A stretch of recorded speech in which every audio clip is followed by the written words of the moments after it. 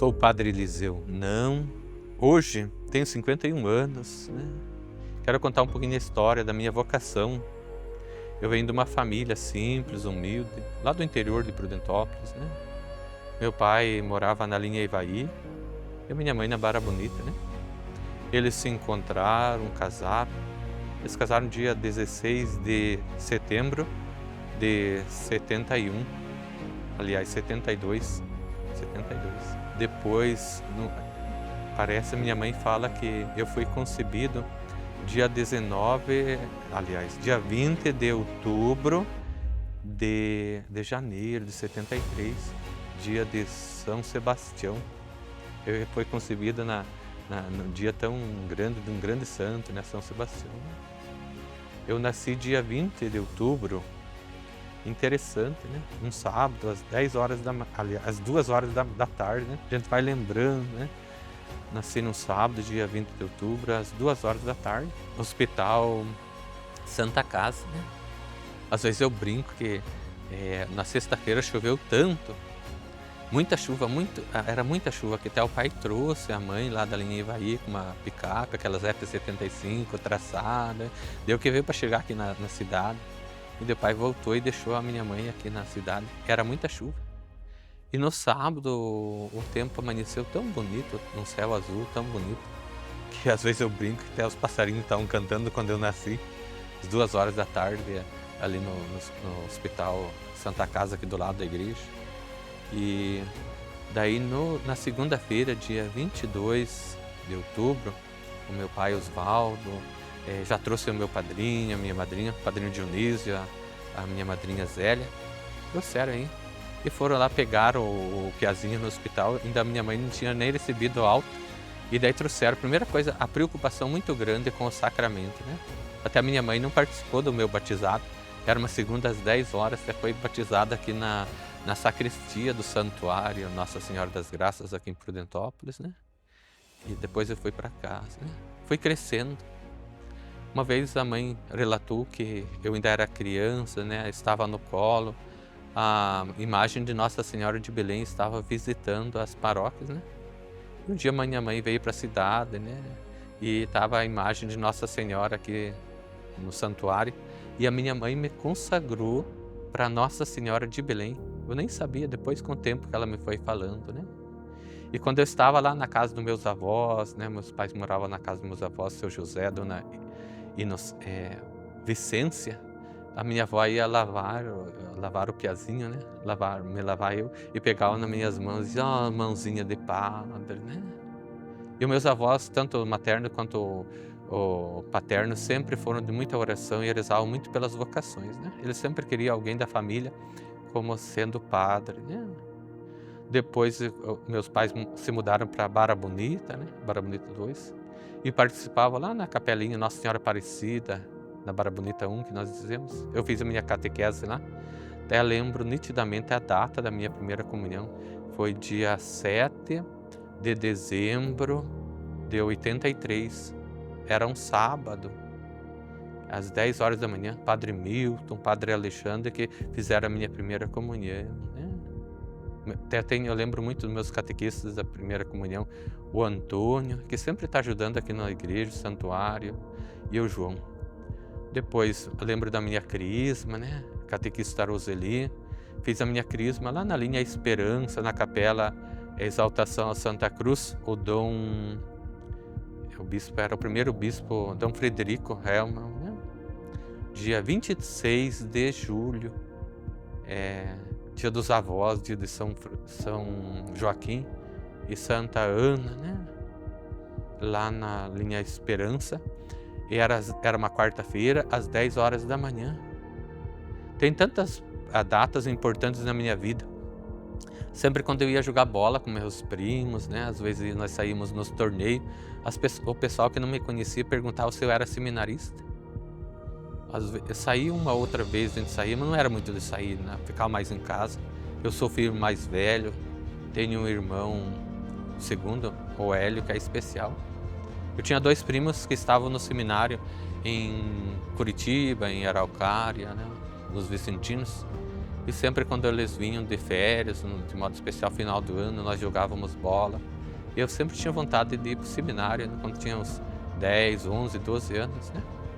Daí quando eu terminei o primário lá no sítio, né, eu estava querendo ir para o seminário, mas eu fiz uma opção de ficar um pouquinho mais com meus pais lá no sítio, ajudando, porque eu tinha o irmão Hélio, eu tinha mais 2 irmãos mais pequenos, e os meus pais trabalhavam na roça, né, uma situação que precisava muito, né, de trabalho, e precisava de alguém ficar cuidando dos irmãos mais novos, de modo especial do Hélio. Então eu abri mão de estudar, abri mão de ir no seminário naquela época, tinha 12 anos, para ficar em casa para cuidar dos meus irmãos, né. Mas eu lembro também de uma pessoa que chamou muita atenção, me incentivou muito na minha vocação, era a professora Lídia Mihalich, que dava aula lá na Barra Bonita, e sempre ela dava para a gente uns santinhos, e para as meninas, né, para os outros dar um santinho de Santo Antônio, São José, e sempre para mim ela dava um santinho com uma mão de padre, né, o padre segurando o pãozinho, né, sempre me dava isso. E ela sempre incentivava a vida de oração. Então a professora Lídia, lá no primário, assim, também foi uma grande incentivadora, uma promotora vocacional na minha vida.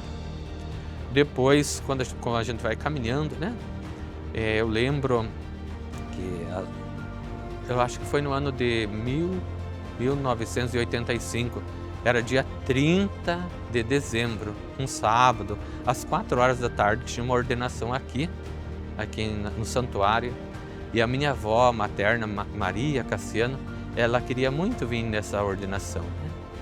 E daí o pai veio trazer a minha avó, e eu vim junto. E naquela ordenação, assim, despertou tão grande meu chamado a Deus, como se fosse eu enxergasse uma menina muito bonita e quisesse namorar. Assim, parece que o coração estava querendo sair pela boca, pela garganta, né? E daí eu acho também tão importante, se eu não viesse naquela ordenação do missionário, que nós conhecemos, o padre José Hélio Duquebet, até que agora está aqui em Prudentópolis tirando uns dias de folga, ele trabalha em Guajará-Mirim, em Rondônia. Então eu vim nessa ordenação, me senti tão tocado e fui conversar com os padres, na época era o promotor vocacional, o padre Rogério, né? Ele disse, então, Eliseu, você tem que voltar a estudar, porque eu tinha 22 anos e não tinha a 5ª série. E daí eu tinha que fazer uma grande trajetória, né? Então naquele dia 30 de dezembro de 85, naquela ordenação, eu tomei uma decisão na minha vida. Vou ser padre. Mas antes um pouquinho dessa data de vir aqui, o pai tinha montado uma olaria de fazer tijolo, que a olaria lidar com tijolo, e eu era responsável sempre, tanto para queimar os tijolos, também para ajeitar ali, cortar, ajeitava as máquinas. E parece que quando Deus quer algo da gente, Ele vai sempre insistindo. Eu até lembro um dia que eu estava lá mexendo aquelas formas, lá onde que sai o tijolo bonitinho, ajeitava, media bem certinho, colocava lá na máquina, marumba, no amassador, e começava a sair o tijolo, já saía tudo torto, tinha de parar.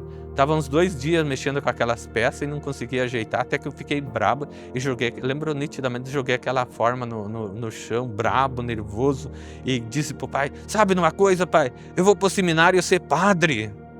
E eu lembro que o pai falou, mas Eliseu, você já está com tantos anos, 21, 20, 22 anos, e agora o recurso está muito velho para o seminário, agora o recurso de você achar uma menina e casar e construir uma família. E eu fiquei quieto. E depois, quando vim na ordenação aqui, eu me senti tão chamado com isso, e é isso mesmo, conversando com o padre Rogério, tantas pessoas. Na época era o padre Francisco Mazur, que trabalhava aqui, um grande incentivador também, a irmã Helena, tantas pessoas boas que Deus coloca em nossas vidas. E daí, o que eu tinha de fazer? Começar, não sei se tinha aqui em Prudentópolis o NAIS, que dizia o supletivo. Eu comecei a estudar, fazer o supletivo da 5ª à 8ª série. Tinha os professores, o seu Pedro Cristo, a dona Rússia, me incentivavam tanto, né? Então eu fiz a caminhada já, fazendo o GOV, Grupo de Opção de Vida, né? Grupo de Opção de Vida. O que eu quero para a minha vida? Mas eu tinha certeza que naquela época eu queria ser padre, né? Abri mão de tantas coisas, né? E comecei a estudar, depois terminei o ensino médio, assim, e daí comecei a estudar no Barão, à noite, e daí comecei, depois, no ano 98, eu fui para Guarapuava, fiz um acompanhamento vocacional com os freizinhos, Tupamares, diz ali em Guarapuava, e em 99 entrei fazer o propedêutico, e terminei os estudos lá, fiz o propedêutico. No finalzinho de 99, eu conheci o seminário diocesano, Nossa Senhora de Belém, me encantei com a missão diocesana, e por causa desse histórico aqui de Prudentópolis, os padres vicentinos, que eles vivem também uma vida como se fossem os padres diocesanos, eu queria trabalhar como se fosse um padre diocesano. E saí do seminário dos franciscanos, e no ano 2000 entrei no seminário diocesano, em Guarapuava, até lembro que foi dia 8 de março de 2000, né? Peguei um busão daqui, foi lá, desci. Padre Francisco Pontarolo, Padre Chicó, era o nosso reitor do seminário. Fiz o caminho. 2001 fomos para Maringá. De 2001 a 2004 eu fiz a filosofia, né, em Maringá. Depois de 2005 a 2008 fiz a teologia em Cascavel. Dia 14 de fevereiro de 2009, bem no dia do aniversário da minha mãe, fui ordenado diácono lá na paróquia Imaculado Coração de Maria, Marquinhos. Daí fui para o Pinhão trabalhar no Pinhão. E daí dia 19 de setembro de 2009, às 4 horas da tarde, eu fui ordenado padre aqui no santuário. E o interessante que no dia 17 de setembro, o céu se fechou. Era uma quinta-feira. Uma chuva tão grande, chuva torrencial tão grande, era como se fosse um dilúvio. Quinta, sexta-feira, chuva muito grande, até nós estávamos fazendo o tríduo vocacional, até estava difícil para ir para as nossas capelas. Só lembro que no sábado amanheceu o céu fechado, muita chuva, mas eu não se preocupei com nada. Era o padre Albino, então, na época, que era o pároco aqui. Eu subi ali no convento das irmãs, na casa das irmãs, ali na Santa Olga, parece. E fiquei lá na capelinha, das 7 horas da manhã até meio-dia, sem falar nada, sentado aos pés de Jesus no sacrário. Não falava nada, estava só vivendo aquele momento. Tempo fechado, chuva, trovadas. Quando eu saí lá da casa das irmãs para vir almoçar aqui na casa paroquial, o céu misteriosamente se abriu como se fosse uma cortina. Aquele céu azul bonito, um clima tão gostoso, e aquelas águas daquela chuvarada que deram tão grande, parece que se enxugaram assim misteriosamente. Não estava quente, não estava frio, um clima tão gostoso. E naquele dia tantas pessoas, veio ônibus de Pinhão, de Guarapuava, aqui do interior de Prudentópolis, vários ônibus do Tijuco, da Barra Bonita. Esse santuário ficou repleto de pessoas. O som funcionou nitidamente, não tinha ruídos, não tinha criança chorando, tinha muitas crianças. Foi uma celebração tão bonita. Começou às 4 horas da tarde, terminou às 6 da tarde. 2 horas de celebração. Dom Wagner, que celebrou, muitos padres, mais de 20 padres na minha ordenação. Chorei muito, porque para me chegar nesse momento, levou 13 anos de caminhada, 13 anos de estudo. Eu resolvi de ser padre em 96, no finalzinho de 95. Comecei a minha caminhada em 96. Para me chegar a ser ordenado padre em 2009. 13 anos de estudo, porque eu tinha uma defasagem muito grande. Eu fiquei 10 anos sem estudar. Por isso que eu digo, para ser padre nunca é tarde. Tudo tem um tempo, né? O tempo de Deus. Se eu fosse com 12 anos para o seminário, talvez não ia perseverar. Tudo tem um tempo.